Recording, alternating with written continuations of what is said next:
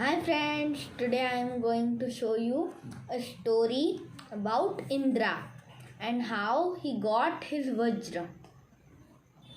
The Vajra is Indra's most powerful weapon. So, please like, share and subscribe to this video. And now let's start.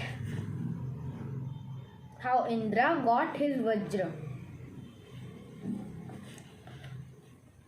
The gods were extremely worried.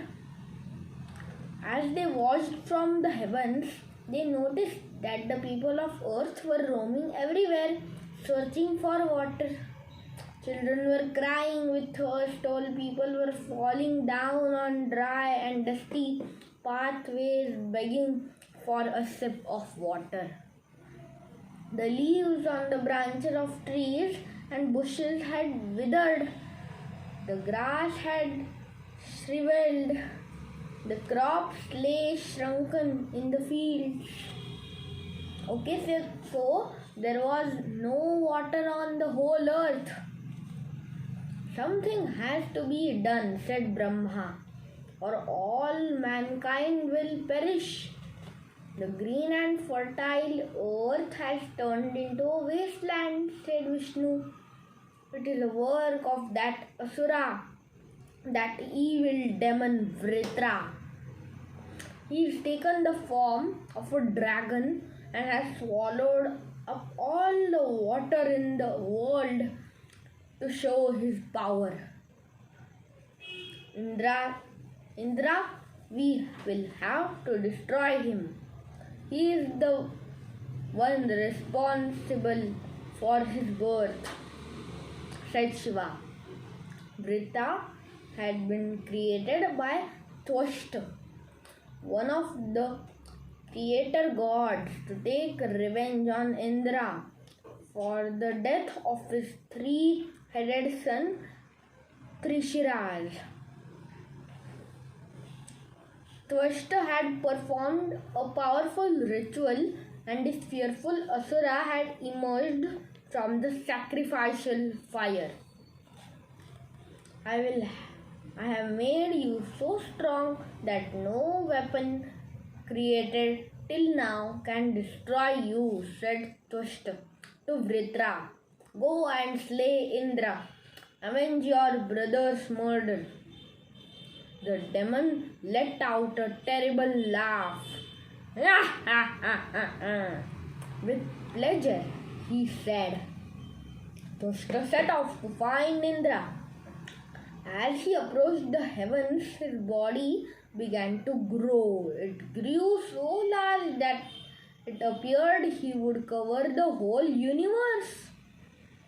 A fearful glow came from him, blinding anyone close by. His hair was the color of melted copper, and so were his mustache and beard. When he let out his war cry and shook his trident, all the three worlds trembled as if Vajra had set off an earthquake.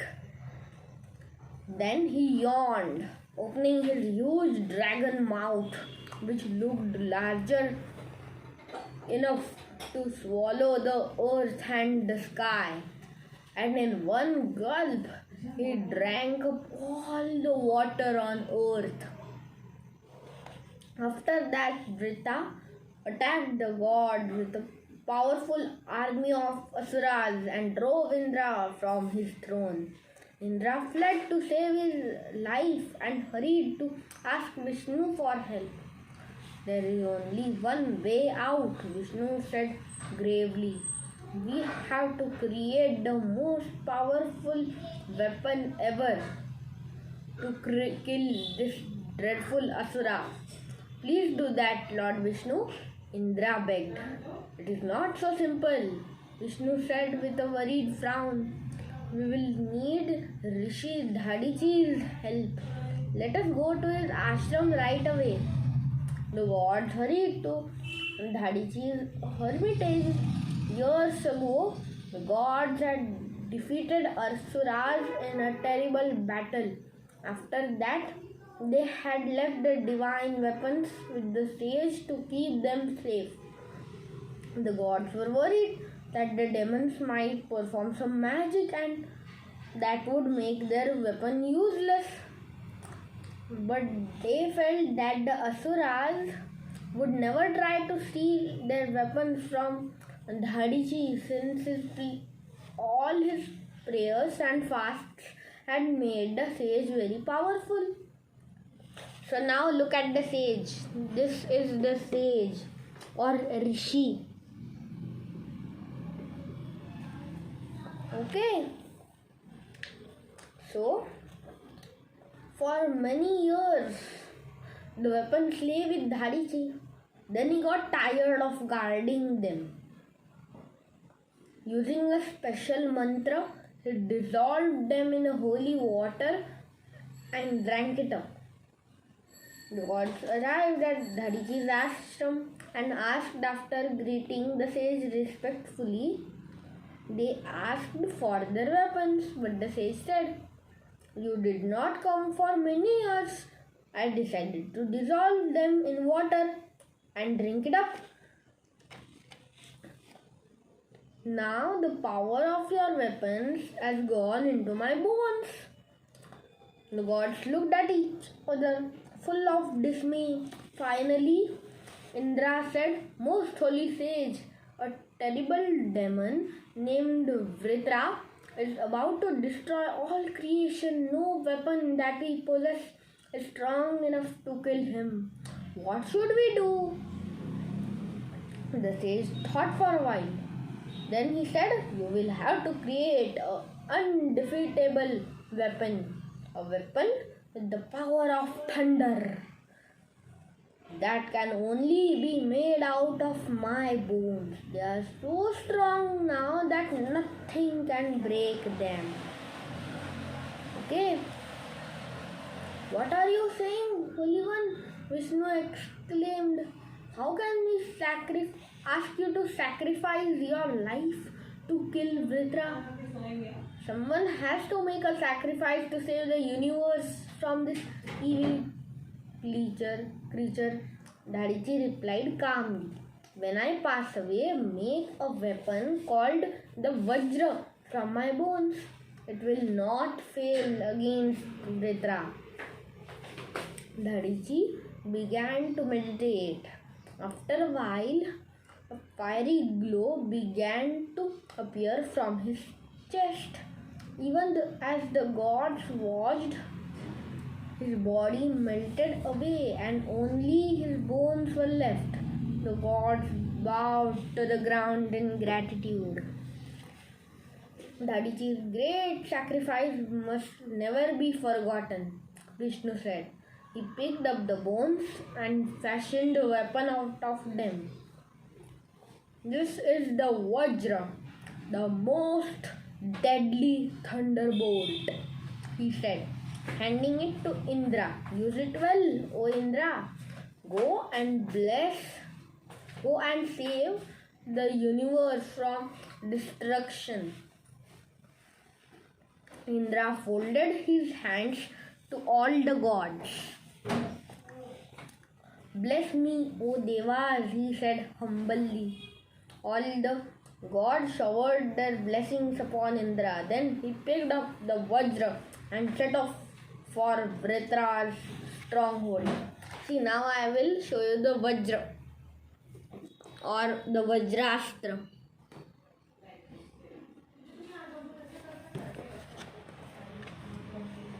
Vajra had created 100 fortresses around him. Using his magic powers, he had made them so strong that it was impossible to break in. He was living in the innermost one, feasting and enjoying life. Did you see how the god fled? He was bragging to his demon followers that day. The Asuras laughed.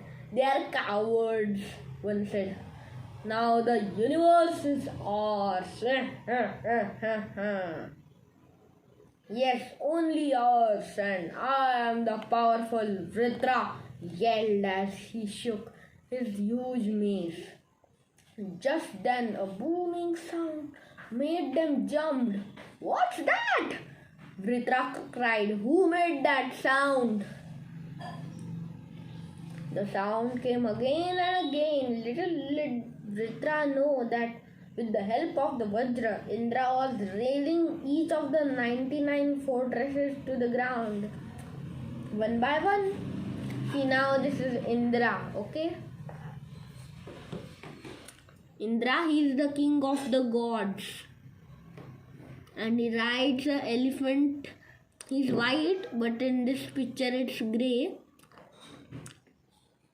And he's a white elephant named Eravat. Okay, and he is the king of the gods, Indra.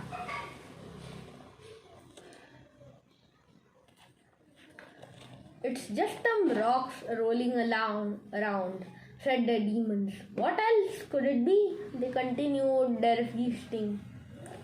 Then some of Vritra's guards came running into the banquet hall. Why are you bothering me? Vritra yelled them annoyed. Can't you say we are eating? Your Majesty, the impossible has happened. They cried, shaking with terror. Indra is attacking us. He has destroyed almost all the fortresses. Indra! Vritra grabbed his mace. How dare he disturb me? I'll settle him once and for all. The Asura charged out to defend his fortress. A terrible battle began. Vritra turned into a dragon again and blew deadly flames and smoke from his mouth at Indra. And he lashed him with his spiky tail. So now this is what Vritra in the form of a dragon looks like. And this all is in animation, okay? But Indra had the Vajra to protect him. In the end, none of the Asura's weapons were strong enough. Indra killed him with a mighty clap of thunder. Then he slashed the dragon's belly open and released the waters Vritra had captured. The waters flowed back into the thirsty world, overjoyed and relieved. People rushed to the refilled ponds and rivers and drank the thirstily from them. So did all the animals. The grass began to grow again. The crops revived and the leaves sprouted on trees.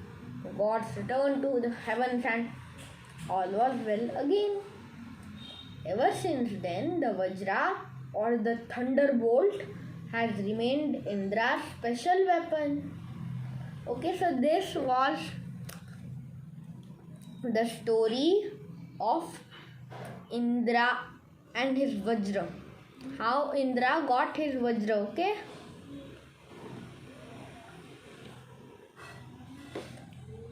So, if you want to read more stories like this from Hindu mythology, then you should get this book. Okay? Scholastic Book of Hindu Gods and Goddesses, retold by Deepa Agarwal, illustrated by Raika Sen. Okay? What happened when Ganesha ended up having just too many modaks? Like this, there are answers to your questions in story forms in this book. Okay? So, please like and share and subscribe to my video so others can know this story also. Thank you. Bye.